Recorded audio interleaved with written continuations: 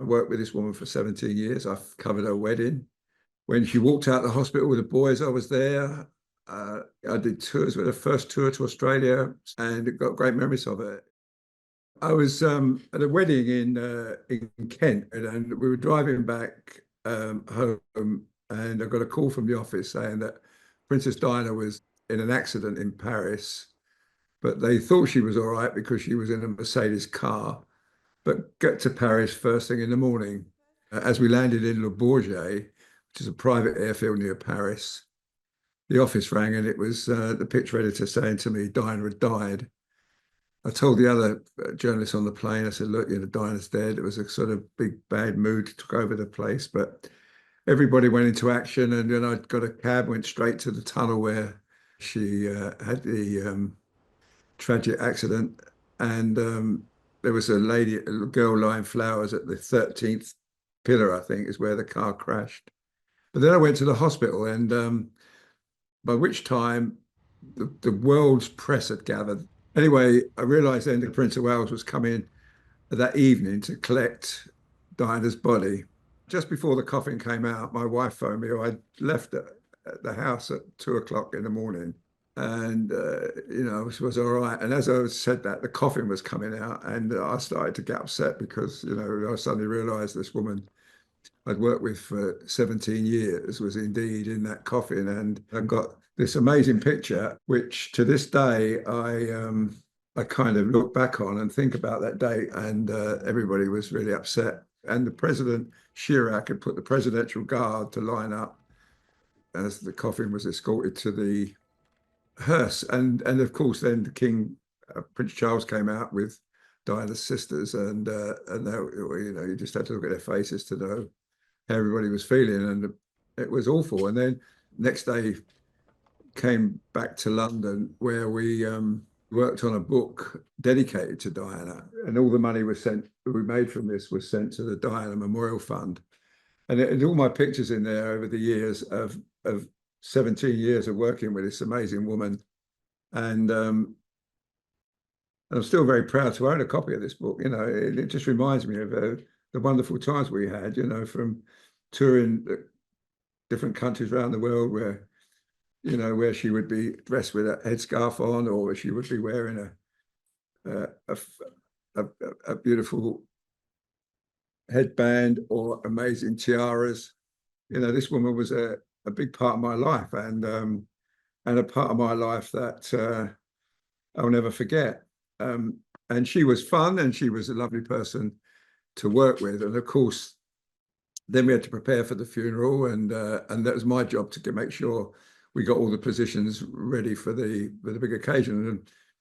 And it was the last job I did photographed on film, and it was on a Saturday, so I had all day Sunday to prepare my stuff for Monday, and on the Monday I had a massive amount of pictures in the paper. But the saddest of all, of course, was seeing William and Harry walking behind the coffin with their father and, of course, their uncle, Lord Spencer, and Duke of Edinburgh. And it was, in fact, the Duke of Edinburgh, I'm told, convinced William to walk, because William was obviously a young lad, terribly distressed about losing his mother, as was Harry. And apparently the Duke said to William, if you walk, I'll walk with you. And that was it. And he did. And of course, up to the last minute, the palace were not confirming yes or no whether the boys would be attending the funeral. But I thought Harry was old enough to be there personally, and I thought he coped well. Where he didn't cope well was the Wednesday before, when the Prince of Wales took the boys to see the flowers outside Kensington Palace. And I was there for that as well. And it wasn't great watching them boys reading the tributes to their mother that people they've never ever met and never likely to meet were writing about this amazing princess, and watching Harry in one stage, his face creasing up with grief, but couldn't take that picture. And to this day, I'll never forget those days but it was a brave thing they did. And I think the Prince of Wales was prepared from that. And Harry's decision to go, if he decided he didn't want to go, there's no question he would have not attended that funeral. But I think he was the right thing to do. I thought William too. I thought they were absolutely so dignified, and so it was so lovely to see them, but such a sad occasion. And the whole country, I mean, the whole world watched that procession, that funeral on television. I mean, every shop shut in Britain that day. It was just an incredible moment. And a week before, of course, this country lost leave of its senses. People were just flocking to different sites throughout the country, laying flowers. I mean, they were flying in an extra million blooms a day from Israel to cope with the demand. Thousands of people, and myself and my wife included, went to Kensington Palace and laid flowers. And I saw pop stars there and tennis stars there, and everybody was, and the queues to line the book of condolences was unbelievable. It was just, it was a tragic, huge tragedy. And I remember as the coffin went past Westminster Abbey, I was outside the Abbey, and just before the coffin came, I watched the mourners going in, and there was like massive. Like Tom Hanks was there, and Tom Cruise, all the people that just she'd known, and it was amazing. And then the coffin came, and of course the crowds were huge, and all you could hear was everybody was silent as the cortege arrived, and all you could hear was the clip clop of the horses' hooves and people sobbing, not crying, sobbing, deep sobbing. The grief was tremendous, and then of course during the service, Lord Spencer made that speech, which was pretty hard hitting, and it was broadcast to the crowds, and the crowds all cheered outside, and then Elton John sang that amazing song Goodbye. And then of course the coffin, the parade, and the flowers, people throwing flowers at the coffin all the way up to her last resting place, which is at Lord Spencer's home at Althorp. And losing a great woman, in my view. I worked with this woman for 17 years. I did the first pictures of her, covered her wedding. When she walked out of the hospital with the boys, I was there. I did tours with her, first tour to Australia, 5 weeks we were away, fantastic trips. And I remember them all very clearly to this day. I remember her smile. I remember the jokes she used to tell, not very funny, but I thought I laughed anyway. And got great memories of her, a fabulous lady, and was a great ambassador to our country. And even after she and Prince Charles decided to go their separate ways, she was still hugely popular. I remember that last year of her life, 97, in January, we went to Angola with her, where she was campaigning against the use of landmines. Amazing. She wore nothing but a white blouse and some black slacks, and she wore a red cross.